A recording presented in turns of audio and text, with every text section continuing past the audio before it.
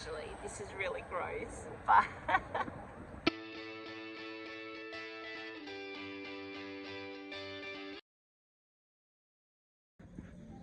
hello. Well, here I am again for another oncology appointment. That's right. It's my first one in 3 months, apart from my normal nurse's appointment, so I think I've gained a lot of weight though, so we'll see how we go. So I've just had my appointment with Dr. Murray. It was a really good appointment. Like, he was happy to see me, and he's really great, Dr. Murray. Anyway, he actually said my blood tests were good, my calcium levels were good, which is usually, they always ask, is my calcium okay? The thing is though, he was gonna sign off and say everything's great, but I said, actually, I think I have a problem. And I did go see, I actually did go see the GP on Tuesday because I have been extremely tired.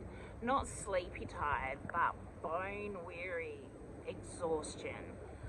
Probably for the last 6 weeks. And that's really been scaring me because people are talking to me about conversations we've had or plans we've made, and I have no memory whatsoever. It's like I'm hearing it for the first time, and I missed my first ever endocrine appointment at the RA. No memory of the letter coming. No memory of anything to do with it. Thankfully they've made me another appointment at the end of April, I think. But yeah, so that's been really scary. People are saying, but it is part of menopause, and the treatment I'm having is put me into menopause. But yeah, it's just got so much worse, probably the second to last week of January onwards.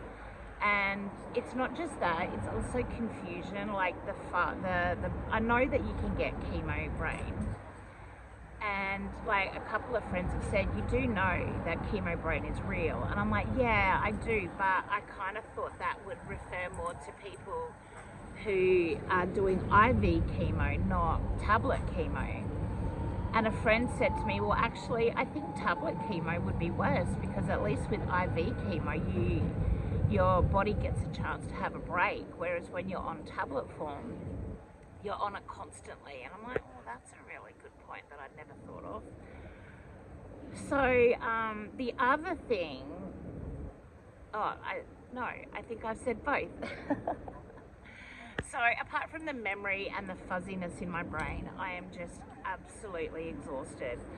So I'm trying to do a painting at the moment, and normally I can sit for 8-9 hours, no problem, painting.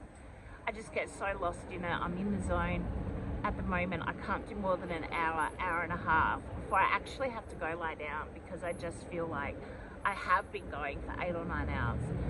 If I leave the house for 2 or 3 hours, I feel like I've actually been out for 16 hours a day. And that exhaustion really scares me too. So I told Dr. Murray about all that, and he said he will order a brain scan. He said, yeah, it will show that you have one, I'm sure of that, or something like that, he said.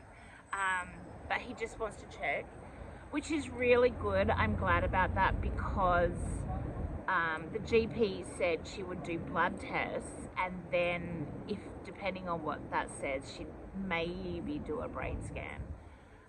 Like just a CT scan of my brain, and that's pretty much what Dr. Murray's ordered as well.